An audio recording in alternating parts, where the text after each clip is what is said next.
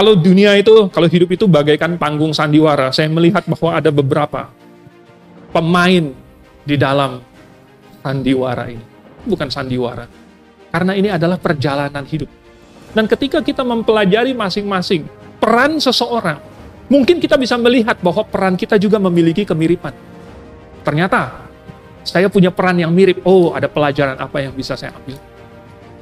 Pertama kita melihat Yerobeam dulu. Siapa Yerobeam ini kita sudah tahu. Tadi saya sudah bilang, dia adalah raja yang sekalipun dia sudah dikasih tahu oleh Tuhan lewat nabi bahwa dia akan menggantikan Salomo karena Salomo tidak setia, dia malah ikutan, dia malah lebih parah daripada Salomo dan dia membuat kejahatan yang sangat besar. Dia bikin lembu emas di Dan dan di Betel. Supaya orang Israel tidak menyembah ke Yerusalem, malah menyembah lembu emas di Dan dan Betel. Akhirnya, Tuhan menghukum Yerobeam dengan sangat berat. Semua keluarganya, termasuk dia, semuanya akan Tuhan musnahkan. Jadi Yerobeam ini adalah seseorang yang hanya mempedulikan tahtanya. Pokoknya dia harus mempertahankan. Gimana caranya supaya dia tetap berkuasa? Jangan sampai dia dilengsarkan. Apapun yang harus dia lakukan, sekalipun itu melanggar perintah Tuhan.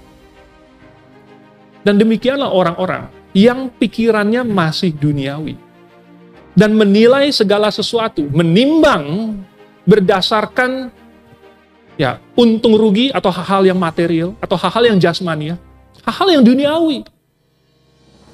Dan mungkin bisa saja dia sangat pintar seperti Yerobeam ini. Tetapi dia tidak mempertimbangkan Tuhan dan kehendak Tuhan. Dia bukan mau menyenangkan Tuhan. Dia bukan mau memimpin orang Israel untuk mengasihi Tuhan. Dia bukan mau menjadikan orang Israel suatu bangsa yang menjadi terang, yang menjadi tiang penopang dan dasar kebenaran buat bangsa-bangsa lain. Tidak. Dia hanya peduli dengan tahta dia sendiri. Nah, saudara, Tuhan Yesus memberikan contoh yang sebaliknya. Coba kita buka di dalam Yohanes pasal yang ke-5.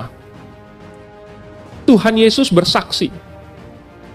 Di pasal yang ke-5, ini semua orang Yahudi sangat penasaran.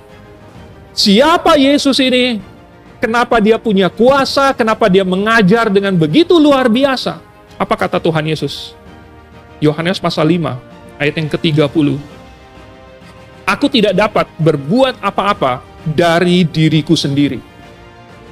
Ketika orang Yahudi mau tahu siapa Yesus, lalu kemudian apa tujuan Tuhan Yesus? Apa yang memotivasi Tuhan Yesus mengajar, Tuhan Yesus membuat mujizat, dan lain-lain?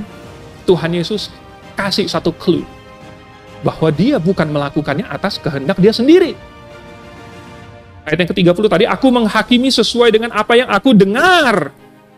Dan penghakimanku adil sebab aku tidak menuruti kehendakku sendiri, melainkan kehendak Dia yang mengutus aku. Walaupun Tuhan Yesus sedang menjauh, sedang ngomong begitu saja. Tetapi ada satu hal yang penting di sini, yaitu bahwa Tuhan Yesus ternyata sedang memainkan suatu peran. Dia adalah utusan dari Allah. Dan semua yang dia kerjakan, semua yang dia katakan, semua yang dia ajar, pokoknya perbuatan yang Tuhan Yesus lakukan, semuanya berasal dari Allah Bapa. Dia adalah utusan dari Bapa. Dan bukan dari diri dia sendiri.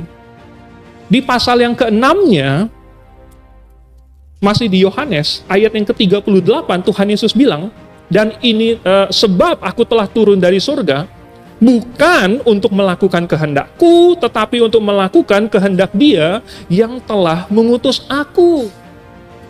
Tuhan Yesus menganggap dirinya sebagai utusan yang bukan menjalani hidup dia sendiri, tetapi menjalani hidup yang Allah Bapa berikan kepada dia. Bukankah ini suatu contoh untuk kita? Kalau Yesus berdoa kepada Bapa, bukan berarti Tuhan Yesus dan Bapa itu nggak tahu, nggak bisa saling nggak bisa saling paham gitu, mesti berdoa. Tetapi Tuhan Yesus sedang memberikan contoh bahwa kalau kita di dunia ini adalah utusan Tuhan. Pernahkah terbersit dalam pikiran kita bahwa sesungguhnya kita pun adalah utusan yang Tuhan kirim? Memang kita tidak berasal dari surga, tetapi semenjak kita sudah bertobat, kita menjadi anak Tuhan. Kita pun diutus oleh Tuhan. Tetapi bukan untuk menjalani kehidupan kita yang lama, melainkan untuk melakukan kehendak Bapa yang mengutus kita. Nah, saudara, sayangnya, kadang-kadang orang Kristen lebih mirip Yerobeam daripada mirip Tuhan Yesus. Yaitu lebih terfokus kepada hal-hal yang untuk dirinya sendiri. Kalau Yerobeam terpaku kepada memelihara tahta, mungkin orang Kristen hari ini terpaku kepada hal yang lain lagi. Tetapi kalau misalnya Tuhan mengutus kita, kira-kira Tuhan mengutus kita untuk apa? Tuhan Yesus kan jelas. Tuhan Yesus diutus untuk apa? Untuk mati menanggung dosa manusia. Supaya manusia ketika dia bertobat dan dia berpaling kepada Allah, maka Tuhan sudah siap untuk mengampuni semua dosanya. Karena Yesus mati di kayu salib untuk menanggung semua itu. Oh, Tuhan Yesus datang dengan suatu tujuan yang jelas. Maka Tuhan Yesus diutus. Tetapi kalau kita diutus untuk apa? Nah, saudara, Yerobeam sebenarnya Tuhan angkat untuk suatu tujuan.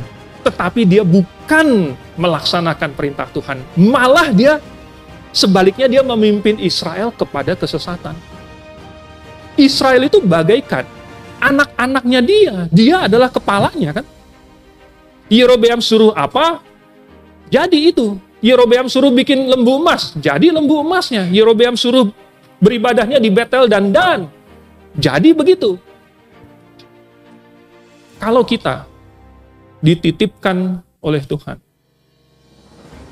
kemanakah kita akan memimpin keluarga kita? Yerobeam, ini contoh yang luar biasa buruk.